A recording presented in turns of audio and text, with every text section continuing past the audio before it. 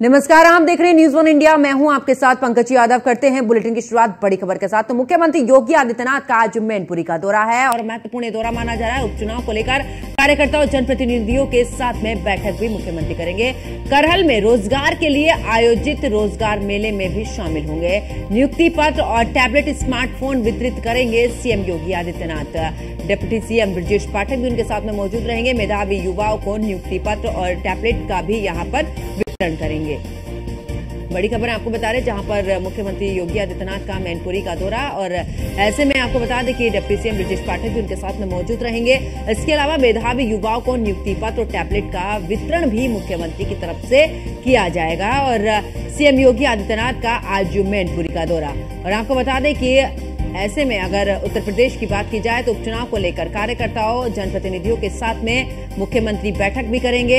इसके अलावा रोजगार मेले में भी पहुंचेंगे मुख्यमंत्री योगी आदित्यनाथ, जो कि करहल में रोजगार के लिए आयोजित रोजगार मेले में शामिल होंगे। नियुक्ति पत्र और टैबलेट स्मार्टफोन वितरित भी करेंगे मुख्यमंत्री योगी आदित्यनाथ। इसके अलावा आपको बता दें कि इस दौरान डिप्टी सीएम ब्रजेश पाठक भी उनके साथ में मौजूद रहेंगे और जनप्रतिनिधियों के साथ में यहां पर बैठक, और मेधावी युवाओं को नियुक्ति पत्र और टैबलेट का वितरण भी मुख्यमंत्री की तरफ से किया जाएगा। तो बड़ी खबर आपको बता रहे जहां पर सीएम योगी आदित्यनाथ का आज मैनपुरी का दौरा है। और इतना ही नहीं, आपको ये भी बता दें कि उपचुनाव को लेकर कार्यकर्ताओं जनप्रतिनिधियों के साथ में बैठक भी मुख्यमंत्री करेंगे, और ऐसे में क्या कुछ खास रणनीति के तहत कार्य किया जाए इसको लेकर चर्चा। और करहल में रोजगार के लिए आयोजित रोजगार मेले में भी शामिल होंगे मुख्यमंत्री। नियुक्ति पत्र और टैबलेट स्मार्टफोन वितरित भी करेंगे मुख्यमंत्री योगी आदित्यनाथ। इसके अलावा आपको बता दें कि इस दौरान डिप्टी सीएम ब्रजेश पाठक भी उनके साथ में मौजूद रहेंगे। तो इस वक्त की बड़ी खबर आपको बता रहे, बड़ी जानकारी आपको दे रहे हैं कि जहां पर मेधावी युवाओं को नियुक्ति पत्र और टैबलेट का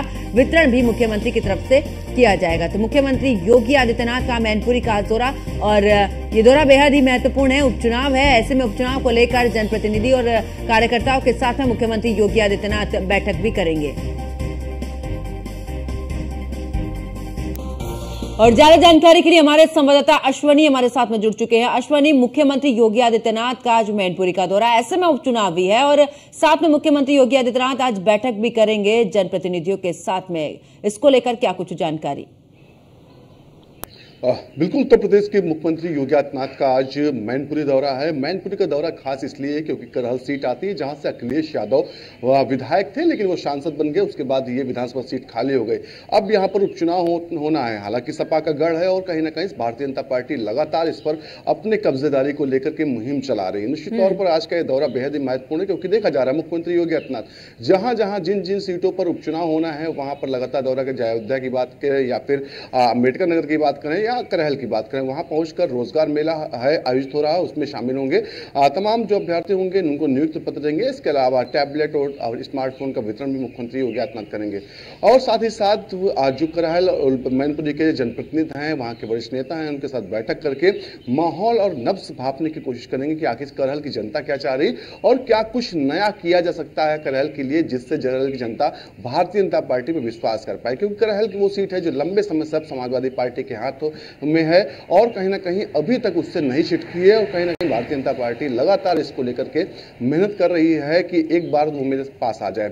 क्योंकि अमूमन कहने को मिलता था कि तमाम सीटें हैं जहां पर समाजवादी पार्टी गढ़, चाहे आजमगढ़ हो या रामपुर हो, लेकिन उपचुनाव हुए थे आजमगढ़ और रामपुर में 2019 के बाद में, तो वहां पर फतेह भारतीय जनता पार्टी ने की थी। तो ऐसे में कहीं ना कहीं उससे उम्मीदें भारतीय जनता पार्टी की बढ़ी हुई है कि इस गढ़ को भी कहीं ना कहीं तोड़ने का काम जो है भारतीय जनता पार्टी आसानी से कर पाएगी। बिल्कुल, और अश्वनी, उपचुनाव में देखा है कि बीजेपी का प्रदर्शन काफी अच्छा रहता है, और कुल मिलाकर अगर बात करें क्योंकि करहल सीट है, ऐसे में समाजवादी पार्टी के गढ़ में पूरे तरीके से सेंध मारी मुख्यमंत्री योगी आदित्यनाथ की। दूसरी तरफ आज रोजगार मेला भी लगा है जिसमें कि शिरकत करेंगे मुख्यमंत्री योगी आदित्यनाथ। यानी कि जिस मुद्दे को समाजवादी पार्टी या विपक्ष उठाता रहा है कि उत्तर प्रदेश में रोजगार नहीं है, ऐसे में समाजवादी पार्टी के गढ़ में ही रोजगार देते मुख्यमंत्री। बिल्कुल, समाजवादी पार्टी लाख सवाल खड़े कर ले, लेकिन जनता कहीं ना कहीं जवाब खुद जानती है। क्योंकि हम सब ने देखा समाजवादी पार्टी के कार्यकाल के दौरान किस तरीके से नौकरियां बिकती थी, पैसा दीजिए नौकरियां खरीदिए। तो निश्चित तौर पर कहीं ना कहीं ये आरोप लगाना आसान, लेकिन जनता के मन में क्या है, जनता सब चीज समझती है। मैं एक युवा अगर हूं तो मुझे पता है कि मेरे हित में कौन सी सरकार बेहतर काम कर सकती है। 2012 से लेकर 17 के बीच में किस तरीके से बेतहाशा नौकरियां बेची गई थी। आप रेट तय होता था कि कितने रेट पर कौन सी नौकरी मिलेगी। तो निश्चित तौर पर कहीं ना कहीं इस दौरान दौरान देखिए आप पिछले 6 साल के समय 7 साल का होने जा रहा है उत्तर प्रदेश में भारतीय जनता पार्टी की सरकार का, आपको इस चीज की शिकायत कहीं नहीं मिलेगी कोई पैसा देकर के नौकरी पा रहा है। क्योंकि आज आप बात करिए किसी से तो अमूमन आदमी ये कहता है कि पैसा भी आपका चला जाएगा लेकिन नौकरी की गारंटी नहीं, क्योंकि इतनी सख्ती ऊपर से हो रही है। हालांकि पेपर जरूर लीक 1-2-3 हुए हैं, लेकिन उसके बाद किस तरीके से सख्ती की गई, कानून लाया गया उसके लिए। पेपर लीक अब जो करेगा, जो उसमें शामिल होगा, उसको उम्र कैद तक की सजा होगी, साथ ही साथ करोड़ों रुपए का जुर्माना होगा। तो ऐसे में कहीं ना कहीं काम किया जा रहा है युवाओं के लिए, तो ऐसे में सवाल खड़ा करना विपक्ष का काम होता है, लेकिन अपने अंतर मन में भी तलाशना होगा विपक्ष की आखिर उसने अपनी सरकार के दौरान क्या कुछ किया था, किस तरीके से रोजगार देने के लिए काम किया था।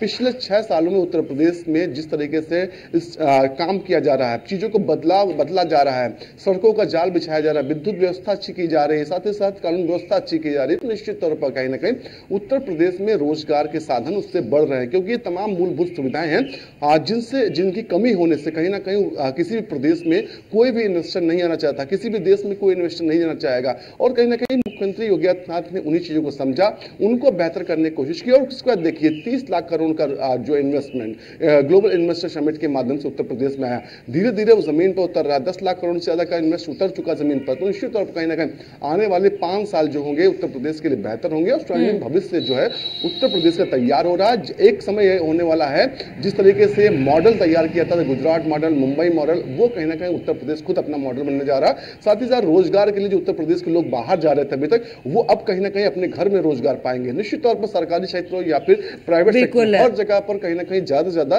रोजगार के साधन जो है उनको उपलब्ध कराया जा रहा है। बिल्कुल। और अश्वनी, ऐसे में क्योंकि मुख्यमंत्री योगी आदित्यनाथ की बात करें तो देश भर के सबसे लोकप्रिय मुख्यमंत्री बन चुके हैं मुख्यमंत्री योगी आदित्यनाथ, लेकिन ऐसे में क्योंकि विपक्ष की तरफ से जातीय जनगणना का मुद्दा सबसे अहम उठाया जा रहा है, उसको लेकर भी बीते दिन जब हमने मुख्यमंत्री योगी आदित्यनाथ का बयान सुना कि इस दौरान एक रहेंगे नेक रहेंगे का यहां पर उन्होंने बयान भी दिया और साथ ही कहा कि बटेंगे तो कटेंगे लेकर, यानी कि युवाओं को लेकर भी एक बड़ा संदेश है कि एकजुटता के साथ में सबका साथ सबका विकास, और ऐसे में बटने के बदले एक साथ में रहिए और प्रदेश की उन्नति के लिए काम करिए।